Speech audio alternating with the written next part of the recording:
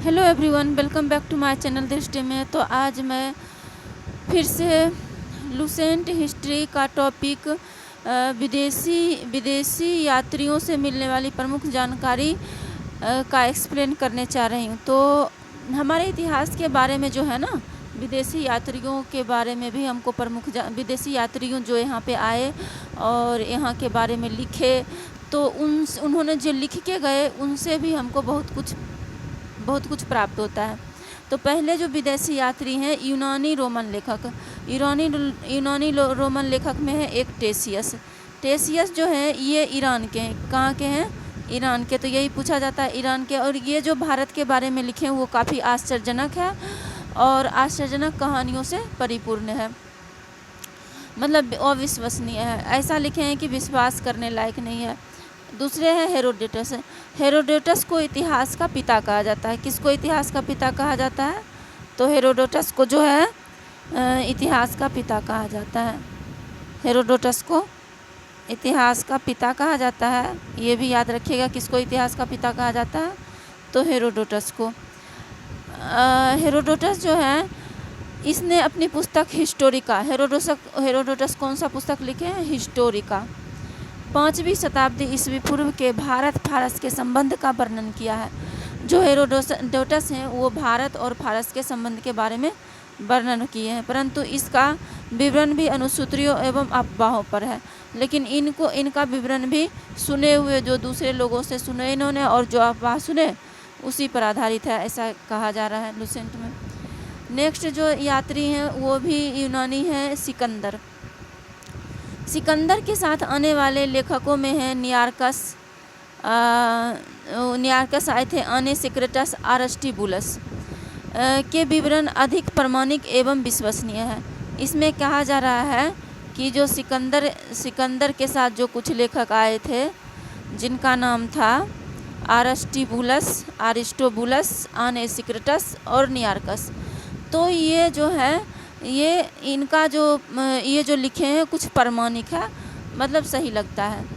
आगे है कि मेगास्थनीज किसके राजदूत थे? ये सेल्यूकस निकेटर के राजदूत थे। राजदूत जैसे एम्बेसडर, जो अभी भी हमारे देश के प्रधानमंत्री अपने राजदूत दूसरे देश भेजते हैं, दूसरे देश के भी राजदूत यहाँ आते हैं।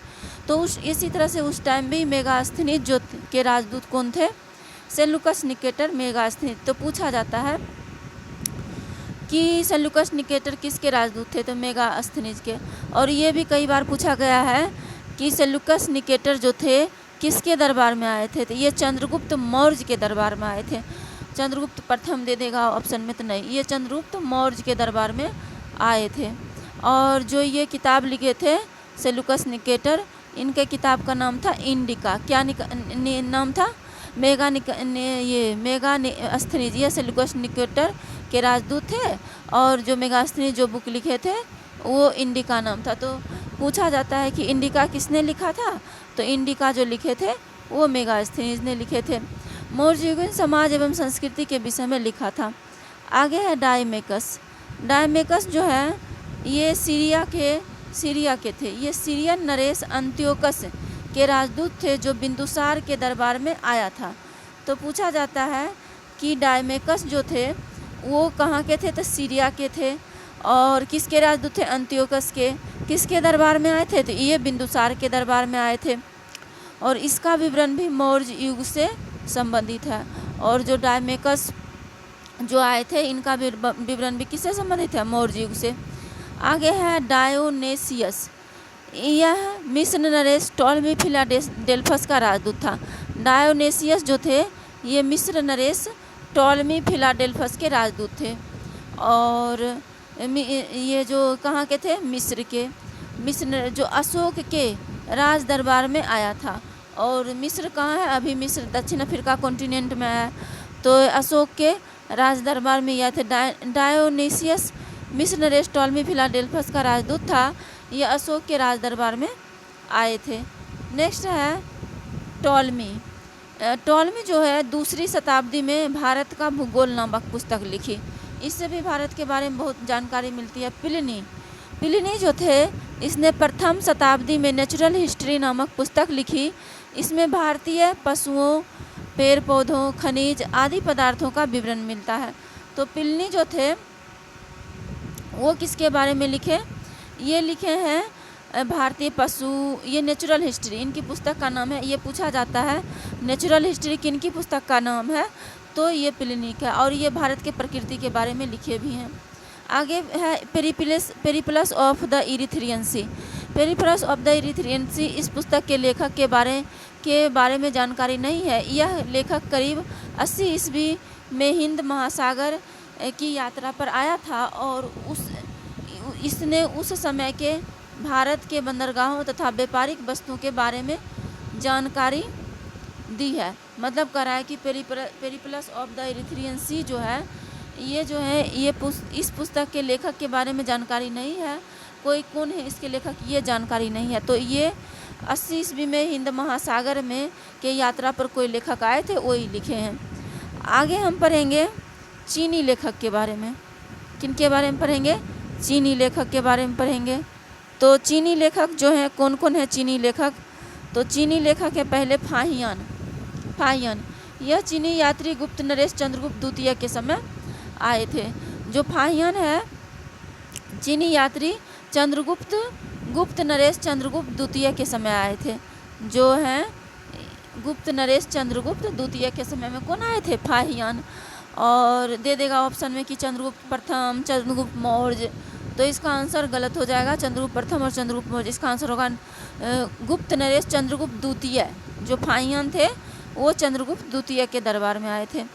और फाहियान जो थे अपने विवरण में मध्य प्रदेश के समाज संस्कृति के बारे में वर्णन किए हैं। इसने मध्य प्रदेश की जनता को सुखी एवं समृद्ध बताया। फाहियान जो है मध्य प्रदेश की जनता को सुखी एवं समृद्ध बताए हैं। नेक्स्ट है संयुगन के कब आए थे? 518 ईस्वी में आए थे। और इसने अपने 3 वर्षों की यात्रा में बौद्ध धर्म की प्राप्ति एकत्र की है। और इन्होंने जो है संयुगन कब आए थे? 518 ईस्वी में। तो ये भी पूछा जाता है कि संयुगन कितने ईस्वी में आए थे? तो ये 518 ईस्वी में 6ठी शताब्दी में ये आए थे। और इसने अपने 3 वर्षों की यात्रा में बौद्ध धर्म की प्राप्तियां एकत्रित की है। और इन्होंने बौद्ध धर्म की प्राप्तियां से एकत्रित की हैं। आगे है हुएनसांग। ह से याद रखिएगा, ह से हुएनसांग, ह से हर्षवर्धन।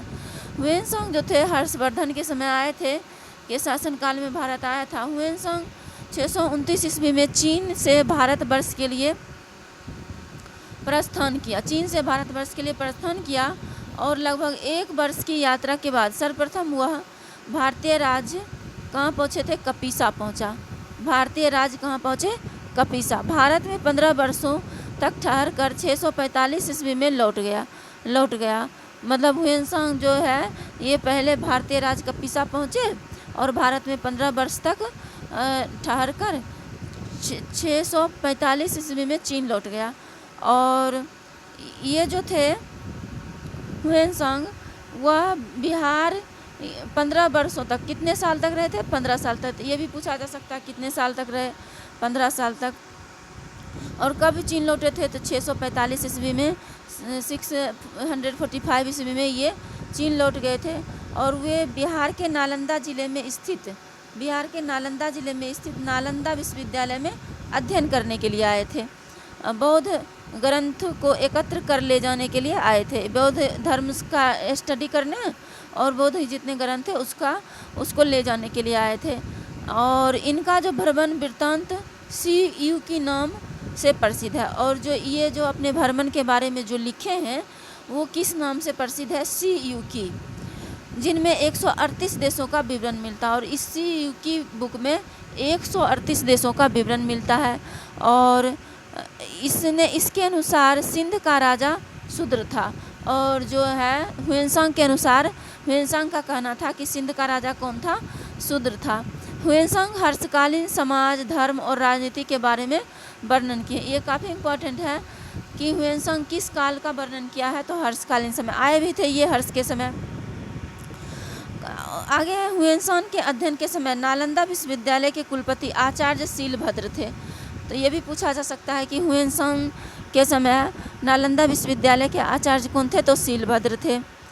आगे है जो यात्री चाइनीज यात्री हैं इति सिंह। इति सिंह 7वीं शताब्दी के अंत में भारत आए थे। इति सिंह कब आए थे? 7वीं शताब्दी के अंत में। और इसने यानी कि 600 कुछ में आए थे ये। इसने अपने विवरण में नालंदा विश्वविद्यालय, विक्रमशिला विश्वविद्यालय अपने समय के भारत का वर्णन किया। मतलब कि इन्होंने किसका वर्णन किया है? इति सिंह ने नालंदा विश्वविद्यालय और विक्रमशिला विश्वविद्यालय और भारत का वर्णन किया है। नेक्स्ट है अरबी लेखक। अरबी लेखक जो अलबरूनी काफ़ी इम्पोर्टेंट है। अलबरूनी जो है महमूद गजनवी के समय आए थे। अलबरूनी किसके समय आए थे? महमूद गजनवी के समय। अरबी में लिखी गई इसकी कृति किताबुल हिंद, तहकीक हिंद। तहकीक हिंद का मतलब होता है भारत की खोज, भारत की खोज, किताबुल हिंद। इन्होंने लिखा है पुस्तक। किसने? अलबरूनी ने। अलबरूनी ने कौन से बुक लिखे हैं? किताब उल हिंद और तहकीक हिंद, भारत की खोज। आज भी इतिहासकारों के लिए महत्वपूर्ण स्रोत है। इसमें राजपूतकालीन समाज, धर्म, रीति रिवाज, राजनीति आदि पर सुंदर प्रकाश डाला है। और जो ये है अलबरूनी, यह महमूद गजनवी के साथ भारत आए थे। अरबी में लिखी गई जो इनकी कृति क्या क्या है, ये किताब का नाम रखिएगा। अलबरूनी लिखे हैं किताब उल हिंद, तहकीक हिंद। आज के इतिहासकारों के लिए ये काफ़ी महत्वपूर्ण स्रोत है। इन्होंने इसमें राजपूत काल का भी वर्णन किया है। राजपूत काल के धर्म, रीति, राजनीति पर इन्होंने सुंदर प्रकाश डाला। किसने? अलबरूनी ने। अन्य लेखक हैं तारानाथ। तारानाथ हैं, ये तिब्बती लेखक थे। कहाँ के थे? तिब्बती लेखक थे। कंग्यूर और तंग्यूर नामक ग्रंथ की रचना की थी। तो पूछा जा सकता है कंग्यूर और तंग्यूर नामक ग्रंथ की रचना किसने की? तो तारानाथ ने। इसने भारतीय इतिहास के बारे में जानकारी मिलती है। इनसे भारतीय इतिहास के बारे में जानकारी मिलती है। इनसे भारतीय इतिहास के बारे में जानकारी मिलती है। आगे है मार्को पोलो। मार्को पोलो जो है, मार्को पोलो यह 13वीं शताब्दी के अंत में पांड्य देश की यात्रा पर आया था और इसका विवरण पांड्य इतिहास के अध्ययन के लिए उपयोगी है। मतलब कि मार्को पोलो जो थे कब आए थे? मार्को पोलो 13वीं शताब्दी में पांड्य देश की यात्रा पर आए थे और इसका विवरण जो है पांड्य इतिहास के अध्ययन के लिए उपयोगी है। ये भी याद रखिएगा कि मार्को पोलो जो है कि कहाँ आए थे? पांड्य देश की यात्रा यानी साउथ में आए थे मार्को पोलो। और कब आए थे? 13वीं शताब्दी में। और पांड्य देश की राजधानी यानी साउथ की इन्होंने जानकारी प्रदान करते हैं। नेक्स्ट है कि पुरातत्व संबंधी साक्ष्य से मिलने वाली जानकारी। पुरातत्व संबंधी साक्ष्य से मिलने वाली जानकारी। तो पुरातत्व संबंधी साक्ष्य से क्या क्या? अब हमको लेखक से कुछ जानकारी मिल गई और पुरातत्व संबंधी साक्ष्य से मिलती है। 1400 ईस्वी में अभिलेख में बोगाज कोई एशिया माइनर से वैदिक देवता मित्र, वरुण, इंद्र, नास्त्य, अश्विनी कुमार, नास्त्य किसको कहते हैं? अश्विनी कुमार को। यानी कि जो पुरातत्व संबंधी साक्ष्य से जो जानकारी मिलती है, ये लिखा है कि 1400 ईस्वी पूर्व के अभिलेख में बोगाज कोई अभिलेख एक मिला है। उसमें वैदिक देवता वर्णन है। वैदिक देवता वरुण, इंद्र और नास्त्य को अश्विनी कुमार के नाम मिलते हैं। उसके बाद है कि मध्य भारत में भागवत, एक मिनट,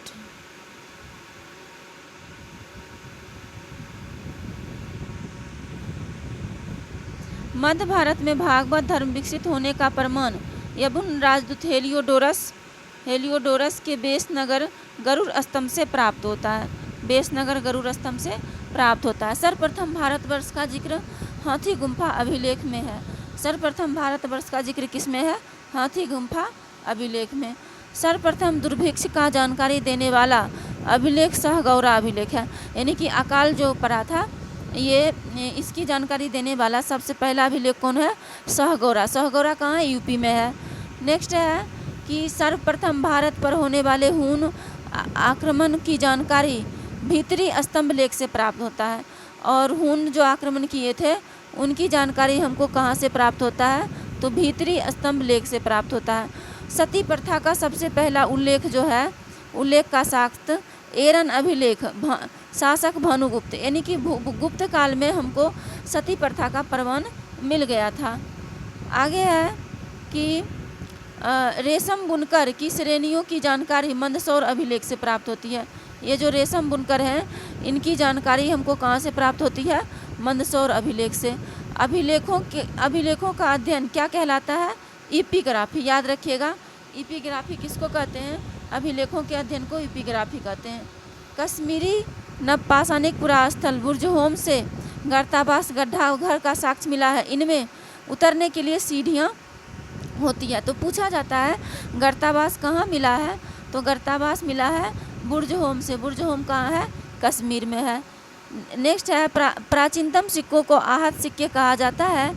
इसी को साहित्य में कसारपन कहा जाता है। ये भी पूछा गया है कई बार कि प्राचीनतम सिक्के को क्या कहा जाता है? तो आहत सिक्का कहा जाता है। और इसको साहित्य में क्या कहा गया? तो कसारपन कहा गया है सिक्का को। नेक्स्ट है सर्वप्रथम सिक्कों पर लेख लिखने का कार्य यवन शासकों ने किया। सर्वप्रथम सिक्कों पर लेख लिखने का कार्य किसने किया? यवन शासकों ने किया। यवन शासकों ने सर्वप्रथम सिक्कों पर लेख लिखने का कार्य किया। आगे है कि भानुगुप्त, सर्वप्रथम सिक्कों पर लेख लिखने का कार्य यवन शासकों ने किया। आगे बस है कि समुद्रगुप्त की बीना बजाती हुई मुद्रा, यहाँ पे समुद्रगुप्त की बीना बजाती हुई मुद्रा वाले सिक्के से उनके संगीत प्रेमी होने का प्रमाण मिलता है। यानी कि समुद्रगुप्त जो है बीना बजाते थे, इसलिए पता चलता है कि वे संगीत प्रेमी। अरिकमेडु पुडुचेरी के निकट है रोमन सिक्के प्राप्त हुए हैं। अरिकमेडु से रोमन सिक्के प्राप्त हुए। इससे क्या पता चलता था कि भारतीयों का जो रोमन के साथ व्यापार था, यानी कि विदेशियों का भारतीयों के साथ विदेशियों का व्यापार था। तो यहाँ तक हमने ख़त्म किया। नेक्स्ट है प्रागैतिहासिक काल। प्रागैतिहासिक काल जो है, प्रागैतिहासिक काल में हम पढ़ेंगे कि प्रागैतिहासिक काल किसको कहते हैं? सबसे पहले हम देखते हैं कि प्रागैतिहासिक काल कहते किसको हैं।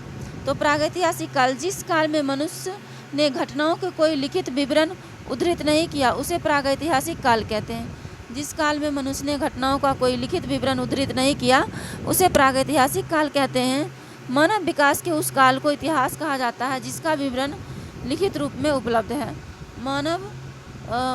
जिस काल में मनुष्य की घटनाओं का कोई लिखित विवरण उद्धृत नहीं किया उसे प्रागैतिहासिक काल कहते हैं। मानव विकास के उस काल को इतिहास कहा जाता है जिसका विवरण लिखित रूप में उपलब्ध है।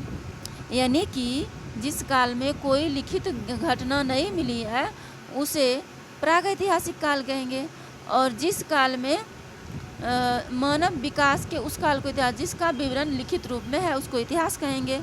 लिखित घटना नहीं मिली, प्रागैतिहासिक काल। लिखित घटना मिल गई, इतिहास कहेंगे। आदि ऐतिहासिक काल किसको कहते हैं? उस काल को कहते हैं जिस काल में लेखन कला का प्रचलन तो हुआ लेकिन उसको अभी तक हम पढ़ नहीं सके हैं। जैसे हड़प्पा काल। हड़प्पा काल में जो भी लिपि मिली है, जो भी लिखा गया है उसको हमने देखा तो, लेकिन उसको अभी तक हम पढ़ नहीं पाए हैं, उसको डिसाइफर नहीं कर पाए हैं। नेक्स्ट है ज्ञानी मानव होमोसेपियंस का प्रवेश इस धरती पर आज से लगभग 30 या 40 वर्ष पूर्व हुआ। तो ये भी याद रखिएगा कि मतलब ज्ञानी मानव का जो है इस धरती पर प्रवेश कब हुआ? 30 से 40 हजार वर्ष पूर्व ज्ञानी मानव का इस धरती पर प्रवेश हुआ। आगे है पूर्व पाषाण युग। पूर्व पाषाण युग की जीविका का मुख्य आधार शिकार है। पूर्व पाषाण युग की जीविका का मुख्य आधार क्या है? शिकार है। और आग का आविष्कार जो हुआ है, आग का आविष्कार पुरापाषाण काल एवं पहिए का नवपाषाण काल में है।